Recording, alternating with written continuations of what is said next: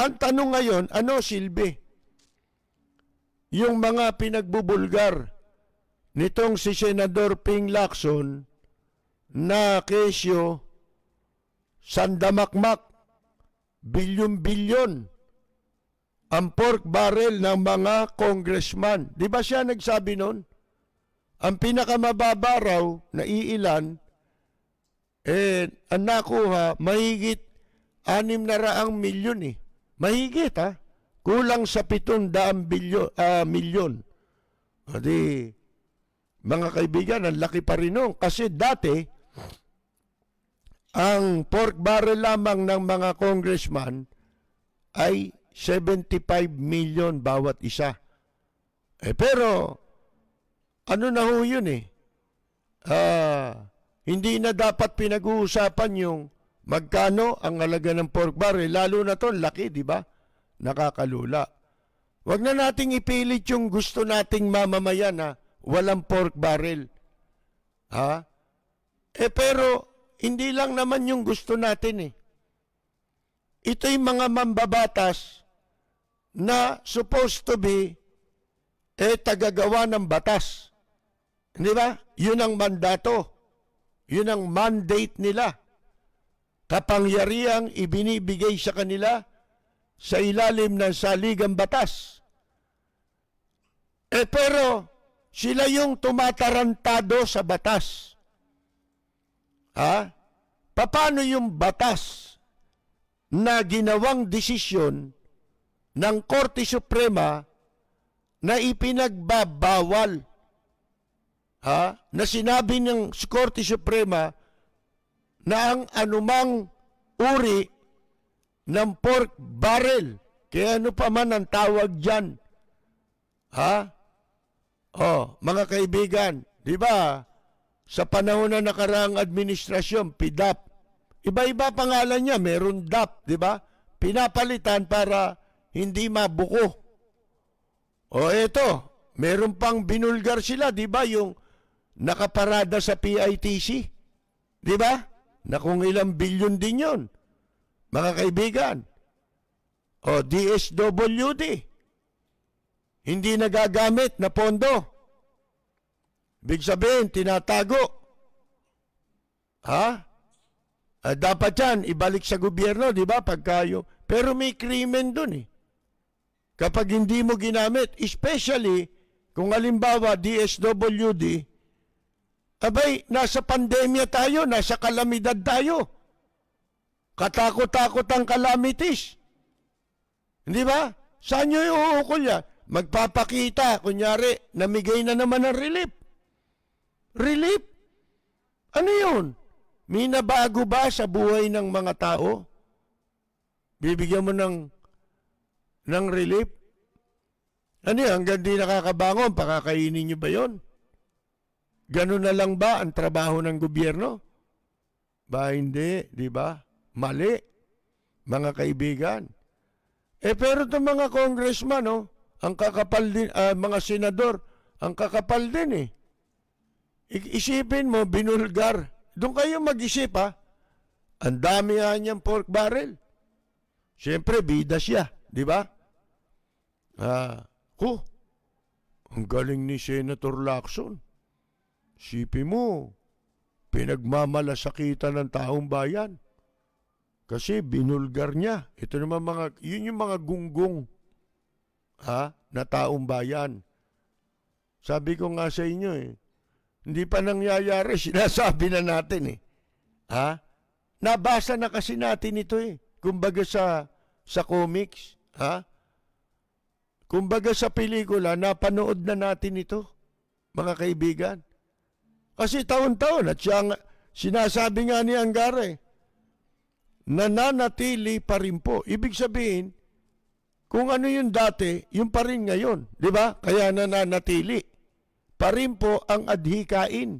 Sinama pa tayo natin. Na ang pambansang budget ay budget ng pagbangon. Yung pala adhikain ba't pabagsak ng pabagsak ang Pilipinas? Mga kaibigan, hindi ba malaking katarantaduhan? Ano ang dahilan? Yun ang tanong ngayon.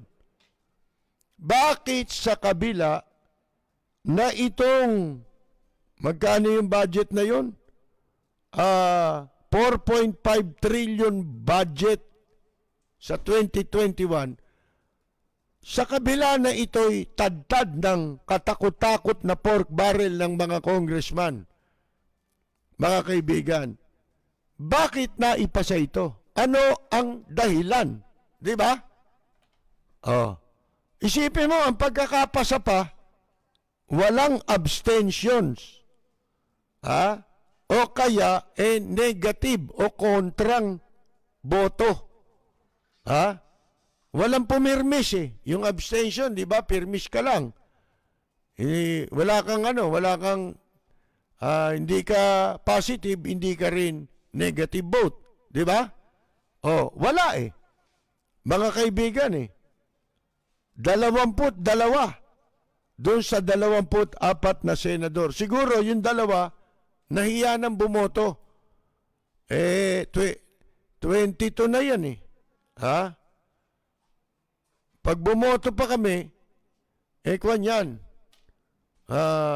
Hindi, merong isa yata dyan si Bato, di ba? Kasi meron daw COVID. Kunyari lang yan. Di ba?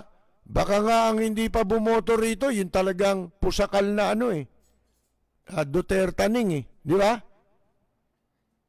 Dutertaning ni Digong nyo sa Senado. Mga kaibigan. Di ba? Yung dalawa. Para magmukhang, kumbinsido.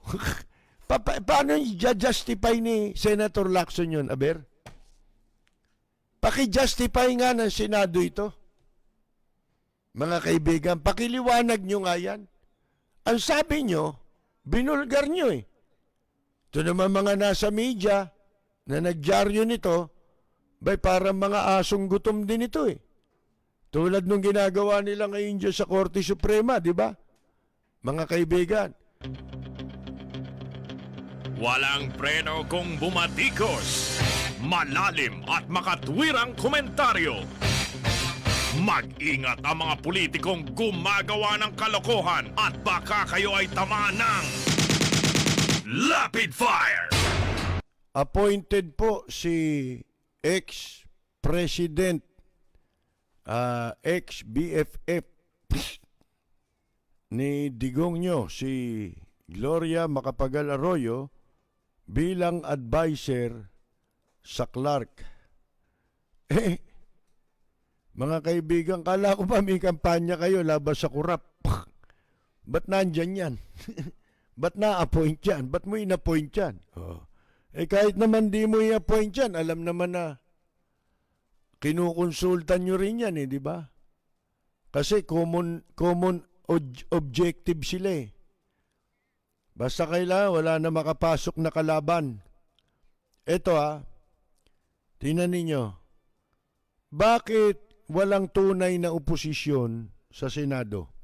Tatapatin ko kayo. Maaring hindi kayo sasang-ayon, lalo na yun na mamartido, di ba? Pero yun ang totoo eh. Hindi ba ninyo alam, kung ikaw re-electionist ka sa susunod na halalan, pabor sa'yo ang ginagawa ni Digong nyo. Ang mga pinatutupad ni Digong nyo, kung ikaw ay re-electionist sa 2022, mapa-oposisyon ka man, mapa-administrasyon ka, di lalo. Pero kahit oposisyon ka, pabor sa'yo ang ginagawa ni Presidente Digong nyo. Bakit? Wala na kayo masyadong makakalaban eh. Diba? At kung may makalaban man kayo, lamang na kayo. Bakit? Walang nakakakampanya ngayon, di ba? Wala ngang espasyo sa media ngayon ang mga ang mga gustong kumandidato sa 2022, may nag-entertain ba? Wala. Ultimong kamote rito, basta kasama nila yung mga posible nilang manukin, yun lang ang ibinabalita ng periodiko. Kita niyo yung pag-gago-gagong si Belica, di ba? Sino ba yun? Di ba? Oh. Yung bawal lang sa kanyang ang PDAP, pork barrel, pag hindi siya kaalyado nung kumukuha ng pork barrel. Oh, katulad nung sinasabi niya, wala namang sapat pang ebidensya para pangalanan. Unggoy! Anong sapat na ebidensya? Hindi ba sapat na ebidensya na ang pagtanggap ng pork barrel, yung pag-insert pa lamang per se, pinagbabawal ng Korte Suprema yan eh. Sa desisyon ng Korte Suprema na ikaw ang dumulog, di ba? Sipin mo yan.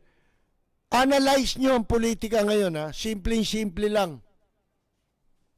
Kung ikaw, oposisyon ka, pabor na sa'yo. Sasang-ayon ka na lang sa gustong mangyari ng administrasyon.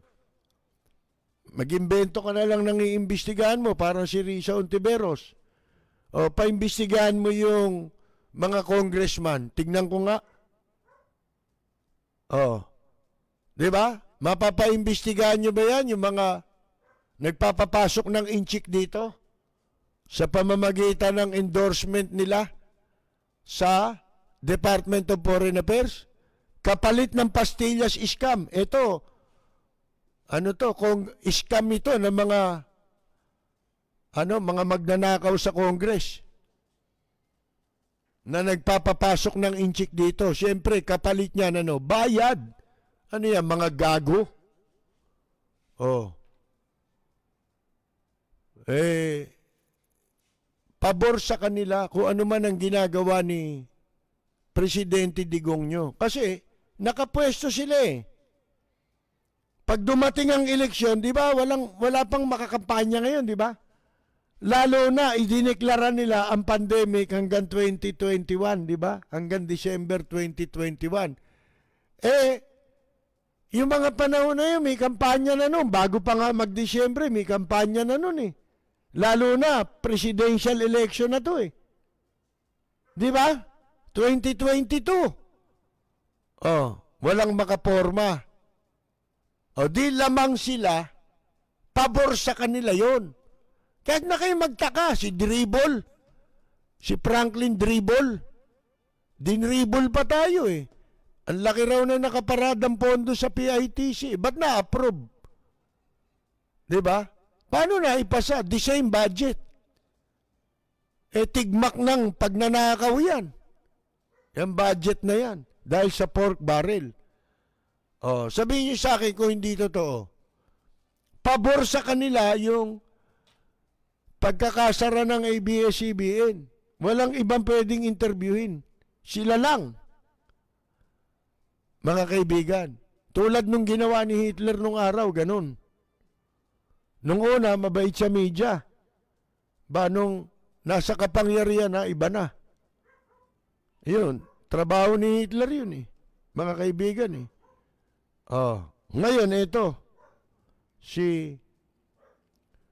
raw si Gloria Macapagal-Arroyo. Puro kunwari, di ba? Imbestigahan lahat ng magnanakaw sa lahat ng sangay ng gobyerno. Walang walang puwera. Dahil sa yung mga kurap, yan, kakasuhan. Ano nangyari? Di lalo na sila makikipagkamutan ng likod kay Presidente Digong nyo, di ba? Baka si Drilon, hindi lang sa likod magpakamot yan, pati sa tiyan. Parang biik. Kinakamutan sa tiyan. Ngayon, advisor daw si Gloria sa Clark, Programs and Projects. Chalap-chalap, mga kaibigan. Hindi ka na presidente, sumasandok ka pa. Ang dami mo nang nasandok nung presidente ka, yun naman Clark ang sasandukin mo ngayon. Mga kaibigan, di ba? Katakot-takot na sandukan ito. Tatanggap daw siya ng 1 peso. Huwag ka nang tumanggap. Piso lang pala, tatanggapin mo pa. Kunyari pa kayo. Tatanggapin niya ba yun? Ha? Baka marumihan pa yung kamay niya ro sa piso eh. Oh, mga kaibigan, kada taon daw piso budget. Hindi man yun na importante. Di ba? Importante yung mga project. Di ba? Eh lalo na, mahilig sa inchik ito eh. Si Gloria. Di ba unang napasabak sa katiwalian yan sa China, di ba yan si Gloria Macapagal-Arroyo, nabulgar yung CTE broadband deal. Di ba? Natatandaan ninyo? Eh, mga China yan eh. Mga ano yan eh, mga, ano tawag mo rito? Manchurian candidate, kumbaga. Ha? Oh, mga kaibigan, sa Clark Freeport Zone, all of 4,300 hectares po yan. Ha? Kung saan nandyan yung Clark International Airport, na magkakaroon daw ito ng railway o train system mula sa Maynila. Yun pa lang, ang laking kwarta na nun. The zone, itong Clark, meron daw itong 1,000 export firms. Kasama na ba dyan yung pabrika ng Shabu? With 140,000 workers. Bago mag-pandemic. Pagkatapos ng kanya 10 taon bilang Pangulo, sipin mo, sa batas 6 na taon lang ang presidente, tagal na di ba? Amerika nga, 4 lang Kaya dapat talaga, ganun lang ang presidente rito 4 na taon. Kung tutuusin mo, may kasabihan, yung 6 na taon, mabilis yan sa isang matinong namumuno. Pero sa masamang namumuno, yung 1 taon, napakatagal nun. Mga kaibigan, ganun yun ito lang ang presidente nakaupo 10 taon. Bakit? Di ba napatalsik si Dorobo Estrada? Nung mapatalsik, itutuloy niya lang yung term, di ba? 2 taon lang naupo dapat 4 na taon lang si Pandak, di ba? Sa pwesto. Sabi niya hindi raw siya tatakbo. Nung eleksyon tumakbo si Hilo Garci, mga kaibigan, di ba? Nadaya pa si APJ. Yun ang totoo, mga kaibigan. Hello, Garci? Hello? CTE broadband deal. Diba? Pagkatapos niya maging presidente, nag-congresswoman ito, biglang gumaling sa yung leeg niya, di ba? Kasi talagang walang sakit, walang hiya talaga Nagsasakit-sakitan, nasa ospital. Lalabas sandali, magpapakita sa media, nakunan siya ng camera. Pagpasok ng ospital, tinatanggal yung inasa leeg. Hayop na yung kwintas pala yun. Hindi pala brace yun. Kwintas palang malapad yun. Choker. Ngayon, ang anak naman niyang si Mikey Mouse Arroyo, ang congressman. Alam nyo, wala na itong Pilipinas. Ang solusyon lang dito, taong bayan talaga. Pero aasa pa kayo na may leader tayo dyan, wala na Meron ngang pwedeng maging leader, yun ang hangarin natin lahat. Yung katulad nila Justice Antonio Carpio. Iisa na lang ang leader baling pwedeng pagkatiwalaan dito, si Vice President Leni Robredo lang. Mga kaibigan. Sa panahon ng pandemic, tanungin ko kayo, sino ang matapang na tumindig para tumulong. Hindi lang sa kalamidad, ha? Iba pa tong kalamidad. Wala naman eh, si Robredo lang yun eh. Asan yung mga mapipera? Ha? Ang lalakas na loob. Pagdating sa pagpapail ng kaso, may panggasto si Bongbong Marcos. Pero para tumulong, para magpakita ng kanilang totohanang malasakit sa mamamayan, wala naman eh. Tapos nagpapakamatay yung mga gago. Marcos daw sila. Mga unggoy. Galing kami dyan. Oh, mga kaibigan. Mga gago.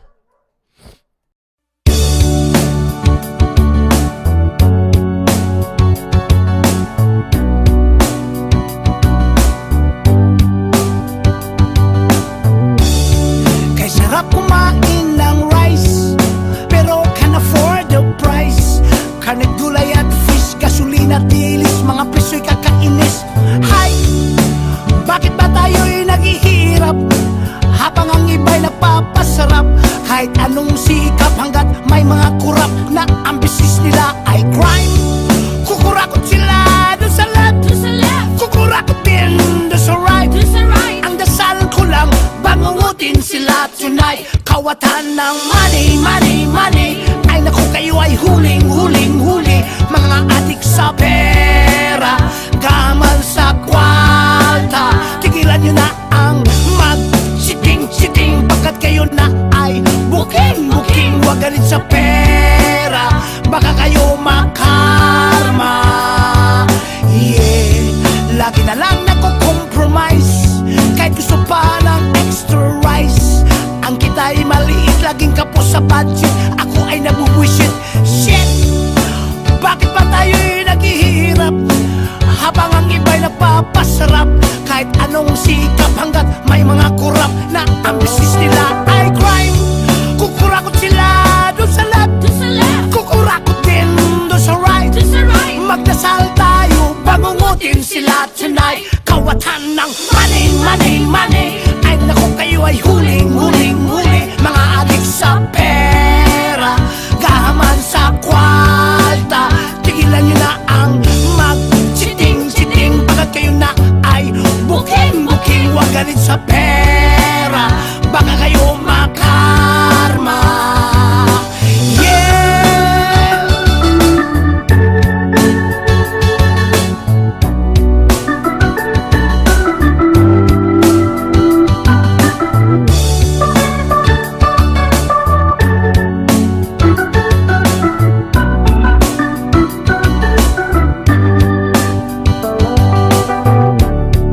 Kukurakot sila dun sa left, kukurakot din dun sa right. Ang dasal ko lang, bangungutin sila tonight. Kawatan na